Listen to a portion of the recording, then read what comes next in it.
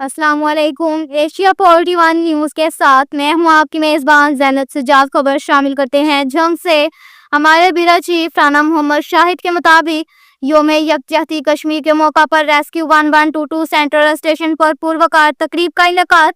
जंग rescue 1122 central station पर योम यकजहती कश्मीर के हवाले से एक पूर्वकार तकरीब का इनेकाद किया गया। इस मौका पर emergency officer Tahir Abbas, rescue एहलकारों और दीगर मुअज़्ज़िज़ शख्सियात ने शिरकत की।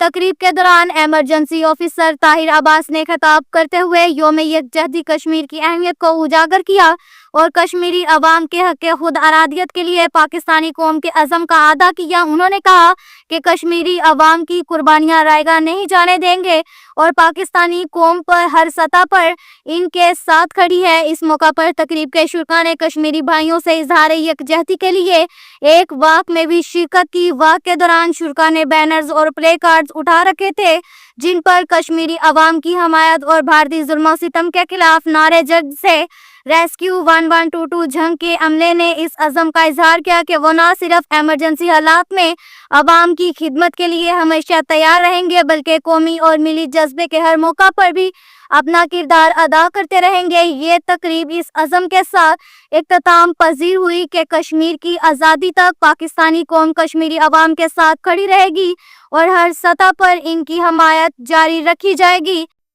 इसके साथ ही एक और खबर शामिल करते हैं जंग से। हमारे ब्यूरो चीफ राना मोहम्मद शाहिद के मुताबिक प्लस प्रोजेक्ट की टीम का दौरा जंग मुश्तरका खेतों की तकसीम के हवाले से प्लस प्रोजेक्ट के तहत मुश्तरका खेतों की तकसीम के अमल पर रेवेन्यू ऑफिसरान से मीटिंग। तकसीम की तमाम फीस माफ कर दी गई। एक वंडा एक मालिक पॉलिसी के जरिए जमीन के झगड़ों में कमी और आवाम को रिलीफ फ्राहम किया जा रहा है। डिप्टी कमिश्नर अली अकबर भिंडर ने रेवेन्यू ऑफिसरान को प्रोजेक्ट के अहदाफ मुकम्मल करने की हदायत की और आवाम से अपील की कि इस सहूलत से भरपूर फ़ायदा उठाएं। हुकूमत पंजाब और बोर्ड ऑफ रेवेन्यू की जानिब से मुश्तरका खेतों की बड़े पैमाने पर तकसीम के जरिए एक वंडा एक मालिक की पॉलिसी नाफज की जा रही है जिससे अराजी के झगड़ों और मुकदमात में नुमाया कमी होगी। अब तक के लिए इतना ही काफ़ी है। मिलते हैं अगले बुलेटिन में, हमारे साथ रहिएगा। अल्लाह हाफिज़।